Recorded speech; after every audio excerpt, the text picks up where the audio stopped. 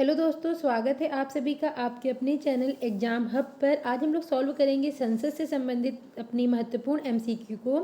तो चलिए स्टार्ट करते हैं। आपके सामने पहला क्वेश्चन है, राज्यसभा का वर्णन किस अनुच्छेद के अंतर्गत किया गया है। आपके ऑप्शन हैं आर्टिकल 80, आर्टिकल 81, आर्टिकल 82, आर्टिकल 83। तो राइट आंसर होगा ऑप्शन नंबर फर्स्ट, आर्टिकल 80 के तहत राज्यसभा का वर्णन किया गया है।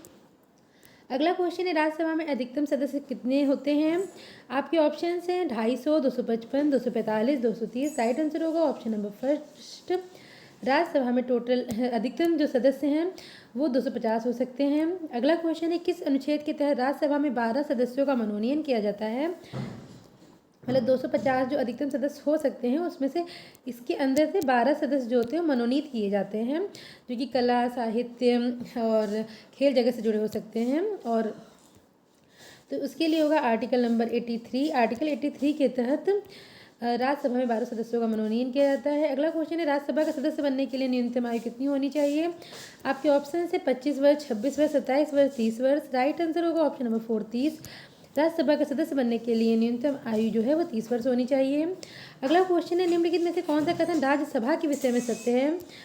ऑप्शन नंबर फर्स्ट, राज्यसभा के 1/3 सदस्य प्रत्येक 2 वर्ष पर अवकाश ग्रहण करते हैं। ऑप्शन नंबर सेकंड, ये एक निरंतर चलने वाला सदन है। ऑप्शन नंबर थर्ड, राज्यसभा की सदस्य जो राज्यसभा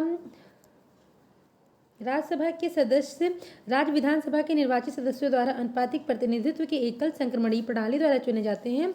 जब उपरोक्त समझ कथन सत्य हैं तो इसमें देख लीजिए, राज्यसभा के 1/3 सदस्य प्रत्येक 2 वर्ष पर अवकाश ग्रहण करते हैं, बिल्कुल सही है। ये निरंतर चलने वाला सदन है, बिल्कुल सही है। राज्यसभा के सदस्य राज्य विधानसभा के निर्वाचित सदस्यों द्वारा अनुपातिक प्रतिनिधित्व की एकल संक्रमणीय प्रणाली द्वारा चुने जाते हैं, बिल्कुल सही है। इस तरीके से चारों कथन सत्य हैं। Option number 4 is right. अगला क्वेश्चन है, राज्यसभा नई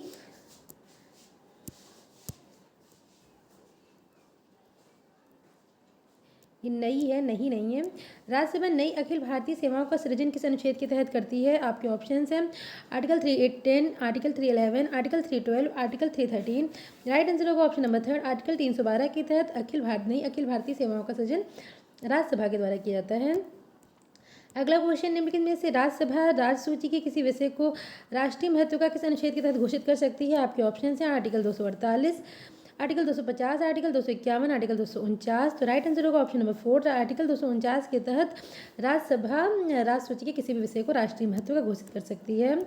अगला क्वेश्चन है, किस अनुच्छेद के तहत लोकसभा का वर्णन किया गया है। आपके ऑप्शन हैं आर्टिकल 80, आर्टिकल 81, आर्टिकल 82, आर्टिकल 83।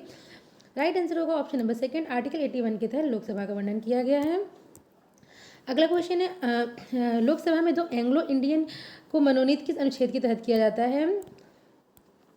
आपके ऑप्शन है article 330, article 331, article 368, article 332। Right answer होगा option number second, article 331। Article 331 के तहत लोकसभा में 2 एंग्लो इंडियन को मनोनीत किया जाता है।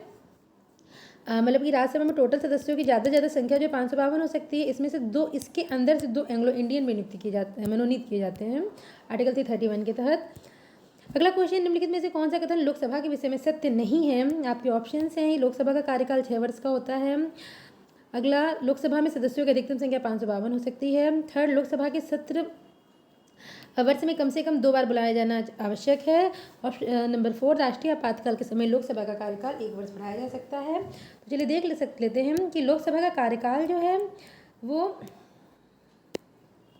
5 वर्ष होता है, 6 वर्ष नहीं होता है, 5 वर्ष होता है। राष्ट्रीय आपातकाल के समय इसको 1 साल बढ़ा करके 6 वर्ष किया जा सकता है। तो ऑप्शन नंबर फर्स्ट गलत है। सेकंड सही है, 552 अधिकतम संख्या हो सकती है। वर्ष लोकसभा का जो सत्र है, वर्ष में 2 बार तो कम से कम बुलाया ही जाना चाहिए। और राष्ट्रीय आपातकाल समय लोकसभा का कार्यकाल जो 1 वर्ष के लिए बढ़ाया जा सकता है। जिस तरीके से पहला ऑप्शन गलत है। अगला क्वेश्चन है, लोकसभा सदस्य बनने के लिए न्यूनतम उम्र कितनी होनी चाहिए। आपके ऑप्शन है 25 वर्ष, 30 वर्ष, 35 वर्ष। कुछ भी निर्धारित नहीं है। तो इसमें राइट आंसर होगा ऑप्शन नंबर फर्स्ट, 25 ईयर्स होनी चाहिए लोकसभा का सदस्य बनने के लिए न्यूनतम आयु। अगला क्वेश्चन है, किस अनुच्छेद के तहत अनुसूचित जाति के लिए लोकसभा सीटें आरक्षित की गई हैं। आपके ऑप्शन है आर्टिकल 331, आर्टिकल 330, आर्टिकल 329, आर्टिकल 325।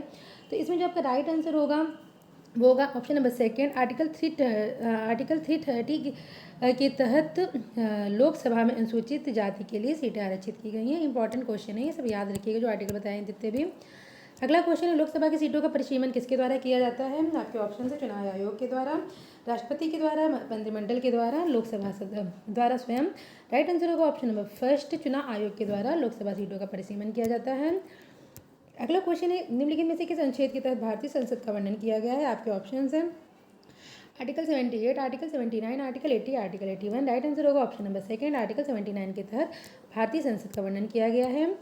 अगला क्वेश्चन, निम्नलिखित में से कौन संसद के अंग हैं? आपके ऑप्शन है लोकसभा, राज्यसभा, राष्ट्रपति, उपरोक्त तीनों ही। राइट आंसर होगा ऑप्शन नंबर थर्ड, उपरोक्त तीनों ही संसद के अंग हैं। लोकसभा, राज्यसभा और राष्ट्रपति तीनों को मिलाकर संसद बनती है, और लोकसभा और राज्यसभा जो है इसमें 2 सदन है।